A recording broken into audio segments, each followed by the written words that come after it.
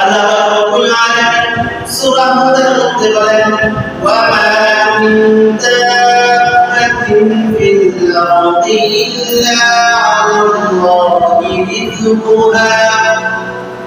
আল্লাহ রাব্বুল আলামিন বলেন পৃথিবীতে এমন কোনো বিচরণশীল প্রাণী নেই, এমন কোনো বিচরণশীল প্রাণী নেই যার রিজিকের দায়িত্ব আমি নিই নাই।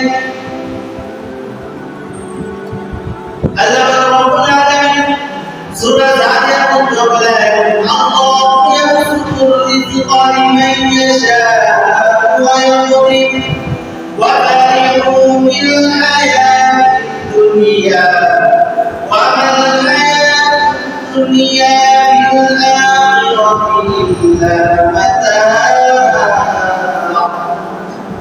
আল্লাহ রাব্বুল আলামিন বলেন আমি আল্লাহ আমি আল্লাহ যাকে চাই তার রিজিকে প্রশস্ত থেকে আমি বাড়িয়ে দেই, আমি আল্লাহ যাকে চাই তার রিজিকে আমি সংকুচিত করে দেই। আইনে দুনিয়ার বান্দা বেকুব মানুষরা ওখানে ফিল হায়াতিদ দুনিয়া, তারা দুনিয়ার মধ্যে জিনিস নিয়ে তারা উল্লাসিত, তারা দুনিয়ার সুন্দর জিনিস নিয়ে এই ক্ষণস্থায়ী জিনিস নিয়ে তারা পরস্পর একে অপরের মধ্যে প্রতিযোগিতায় লিপ্ত। وما الحياة الدنيا بالآخرة إلا متاع। আল্লাহ রাব্বুল আলামিন বলেন এই দুনিয়া ধন সম্পদ আখিরাতের জন্য সামান্য মাত্র। তো আল্লাহ তাআলা বলেছেন আমি কেন এত রিজিক দিয়ে টেনশন করি?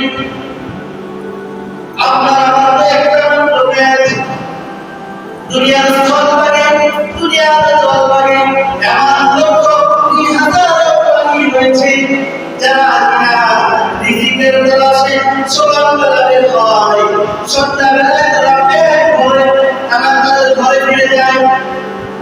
তাহলে আপনার আমার তো একটা মাত্র পেট, তাহলে কেন রিজিক নিয়ে এত টেনশন পেরেশানি? যে রিজিক আল্লাহ আমাকে দেন আর একমাত্র রিজিক আল্লাহ তাআলা দেন। আমরা যেমন ভবিষ্যতের জন্য সঞ্চয় করি, কিন্তু প্রাণী জগতের মধ্যে কোনো সঞ্চয় নাই। যেমন শকুন, এই শকুনের খাবার হলো মৃত গরু, মৃত প্রাণী। তাহলে দেখেন এই শকুন সে কিন্তু সঞ্চয় করেছে, তার ব্যাংকে কি জমা আছে যে হাজার হাজার গরু, মৃত গরু তার জন্য ব্যাংকে জমা আছে যে সে প্রতিদিন খাবে। ওই শকুন পৃথিবী থেকে 3 মাইল উপর দিয়ে ঘুরে, ওই 3 মাইল উপর থেকে যেখানে সে মৃত গরু দেখতে পায় ওই গরুকে সে জীবনের ওই গরুকে সে আহ্বান করে। তাহলে পৃথিবীতে দৈনিক কয়টা গরু মারা যায়, কয়টা প্রাণী মারা যায় যে শকুন খাবে? তাহলে এই শকুনের রিজিক কিন্তু এটা কিন্তু সঞ্চয় করা নাই। এই রিজিক সে কিভাবে খাবে সে আজকে থেকে পাবে কি পাবে না সে তার কিন্তু জানা নাই। কারণ তার খাবারটা এমন খাবার যেটা প্রতিনিয়ত মানুষের মরেও না, প্রাণী মরেও না। তাহলে ওই শকুন কি না খেয়ে আকাশ থেকে পরে করতে রেখেছেন? এই শকুনকে কি কোনোদিন দেখেছেন যে প্রতিদিন ওই শকুনগুলো মারা যাচ্ছে গায়ে গায়ে? তাহলে ওই শকুনের রিজিকের ব্যবস্থা কে করছে? ওই শকুনের সঞ্চয় কিন্তু গর্ত ব্যাংকেও জমা নাই। এবং ওই শকুনগুলো যে বাচ্চা পয়দা করতেছে ওই সব শকুনগুলোতে একদিন আইসা বাংলাদেশ সরকার কিন্তু বলে নাই যে সরকার যৌন নিয়ন্ত্রণ করার জন্য আমাদের কিছু টিপস দেন, কারণ আমরা কি খাবো আমাদের রিজিক আমাদের সঞ্চয় করা নাই, আমাদের বাচ্চা কিভাবে আমরা নিয়ন্ত্রণ করবো আমাদের কিছু টিপস দেন। এরকম কি কোনো শকুন এসে বলেছে? কখনো কোনো প্রাণী এসে বলেছে? কখনো কোনো প্রাণী এসে বলবে না, বলার কথাও না। কারণ তাদের রিজিকের বাইরে আল্লাহ তাআলার উপর তারা সবার বেলা ঘর থেকে বের হয়, তারা জানে আমি যদি বের হই আমার রিজিকের ব্যবস্থা আল্লাহ তাআলাই করে রেখেছেন।